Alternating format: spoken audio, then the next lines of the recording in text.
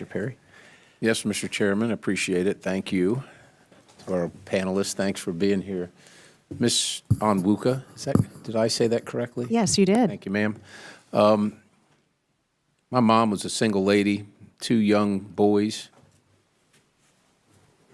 bought a house outside of Harrisburg, Pennsylvania. No electricity, no running water. We had a thing called an outhouse, if you know what that is. Had one of them pumps, you know, you go like this, take your bath out in a galvanized steel tub. Baths happen fast because the water coming out of the ground is cold. But she was able to do it, right? My mom's a tough lady. She's like a hero to me. She's a tough lady, and she found a way to do it. And, you know, I think her kids have probably done okay for themselves. I know she's proud of them. And over the course of my lifetime watching, and she still lives in that house, by the way. But I've watched things change dramatically. And I myself was a mechanical contractor for a while, and I was a state legislator for a while. So I'll tell you a couple stories, and then you tell me what you think. Over the course of my time, I spent some time on my local planning commission. I was the chairman of the board, and I watched the International Construction Code go from something about this big, I don't know, 800 to 1,000 pages now, 800 to 1,000 pages. And do you know how things are added to the International Construction Code? I can imagine lots of lobbying. It's a lot of, there's lobbying and special interest, and if you're the right group or organization, you can come in for the vote and vote for things to be put into the code, which then your local jurisdiction subscribes to and mandates. Now, I had the privilege of serving the state legislature. I know a lot of friends are firefighters, and we had an opportunity to mandate sprinklers in all residential homes. All new residential homes get sprinklers. I just happened to be building my home at the time.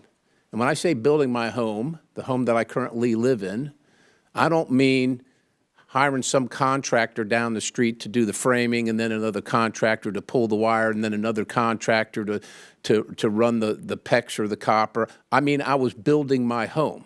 And so I was watching every penny. I was watching every penny. We had a little child and we were expecting another one. You know, money's tight, right? And the experts told me that my new fire suppression system was going to cost me $250. That's what the people in Harrisburg testified to. But that wasn't what I was going to be charged if I had to put it in. Now, I fought that, and we fought that, and we won because, look, if you want a fire system in your home, God bless you, then put one in. If you can afford it, put one in. But my mom didn't start out with a fire suppression system in her home. We had a potbelly stove that my brother and I cut wood in and stuck it in the fire in that potbelly stove to keep warm. Ladies and gentlemen, over the course of my lifetime, the cost of housing has exploded because government makes us do all this stuff. And it's all well-meaning. My mom didn't want to live in that house with no electricity, no water, no bathroom. But that's the opportunity we had, and we did better, and that house now has all that stuff in it. The cost of all this has gone up because the government thinks at the local, state, and federal level that we know what people need. And unfortunately, the answer from my colleagues on the other side of the aisle is always some kind of give people money to afford all that stuff, take money from you and give it to them so they can afford all that stuff, or to ban stuff.